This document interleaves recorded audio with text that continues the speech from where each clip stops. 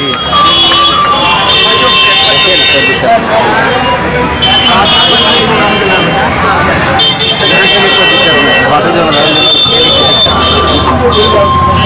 लो जितने ही जतन भी, जीतेगा तो पतन ही।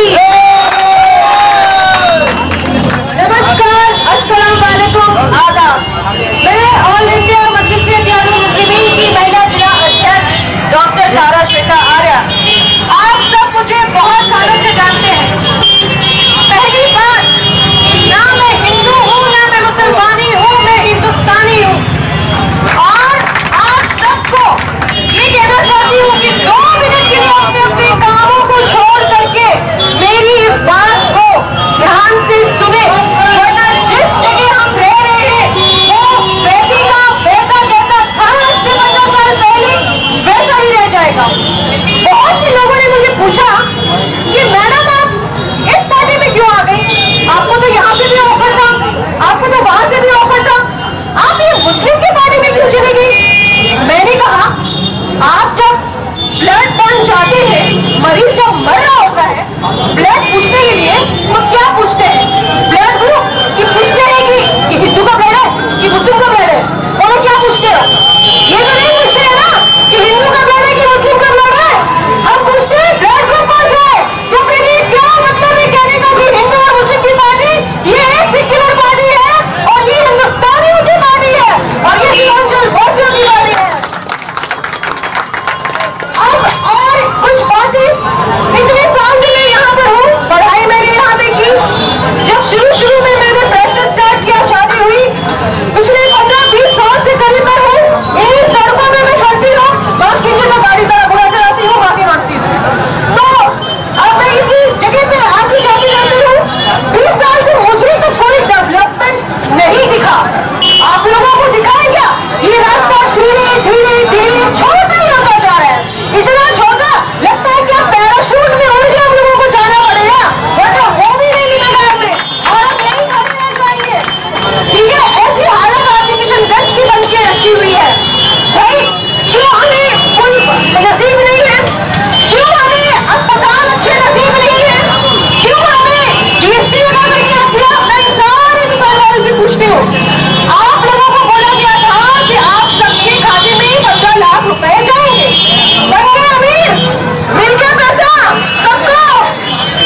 कुछ नहीं मिला ना, मिलेगा भी नहीं। बोलने में करने में फर्क है। आंखों को खोलिए और देखिए। भाई एक सबसे इम्पोर्टेंट बात आप मुझे बताइए, ये जो जीएसटी आप लोगों ने लगा रखी है, जब शुरू में हम औरतें, जब मैं शॉप पे गई कुछ खरीदने के लिए श्रृंगार के सामान, तो भाई उस पर भी जीएसटी। हाँ बोलिए। नहीं तो ये पहली बार सुना। यहाँ नहीं हो आने वाला। अरे भाई हम औरतों के श्रृंगार पर तो होते कौन जीएसटी लगाने वाले? होते कौन? तुम हमारे हाथ श्रृंगार पर भी जीएसटी लगाओगे? खाने के लिए जो सब्जियां खरीदते कुछ लेने जाओ, वहाँ पे चिल्ला रहा था बच्चे। आप खाने पर जीएसटी लगा दो, सजने पे लगा दो जीएसटी, उस बस आप इसीलिए इंतजार करो कि ऑक्सीजन जो हम ले रहे हैं उस पे भी जीएसटी लगा दो। काम ही खत्म है, काम ही खत्म है। जनता वोट दे रही है, बेवकूफ बन रही है और आप जीएसटी लगाए जा रहे हो। और नीरव मोदी जिए जा रहे खुशी से। जो है वो लूट के चले गए, कोई फर्क नहीं पड़ता। एक गरीबों को मारने जा रहे हो, जीएसटी लगा के नोटबंदी करती शाम के वक्त में, गरीबों को मिडिल क्लास की बात जब नोटबंदी हुई, अरे आपको तो पता होगा कि आप नोटबंदी करने जा रहे हो, उसका इंतजाम तो पहले कर लिया होगा आप सबने, तभी तो आप लोगों ने ये रखी होगी ना। और समय कितना अच्छा चुना, क्या जरूरत है, कहीं कमाल भी ना कर पाए, भाई इससे अच्छा तो बेहोशी की दवा या मारने की दवा सारे इंडिया को खिला देते। अब तो मर जाते, तुम रहते अकेले यहाँ पर। और असली कहाँ चले गए, इंग्लैंड और ऑस्ट्रेलिया, कहाँ विजय माल्या घूम रहे हैं, हजारों की तादाद, हजारों करोड़ लेकर, उनको पूछने वाला कोई नहीं है। और यहाँ हमारे खाने पर जीएसटी, हमारे कपड़े पर जीएसटी, हमारे मेकअप पे जीएसटी और हर चीज पे जीएसटी।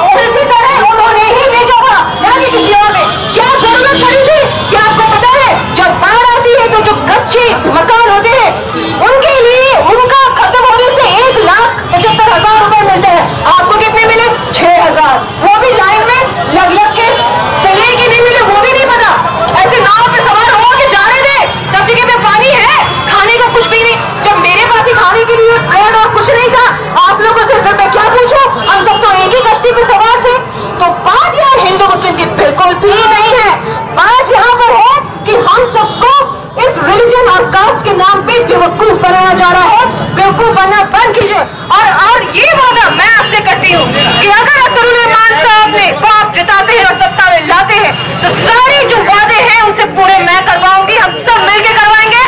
और अगर उन्होंने नहीं किया या उसकी कोई भी शिकायत, मेरा चेंबर कैलटेक्स चौक पर है, मेरा नाम डॉक्टर तारा श्वेता आर्या है, मुझे आकर बोले अख्तरुल से लड़ने वाली सबसे पहले मैं खुद होंगी। शुक्रिया।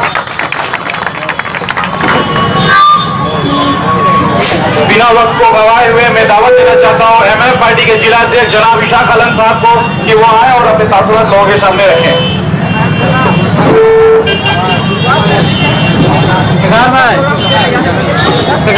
हो गया वहां सेट हो गया।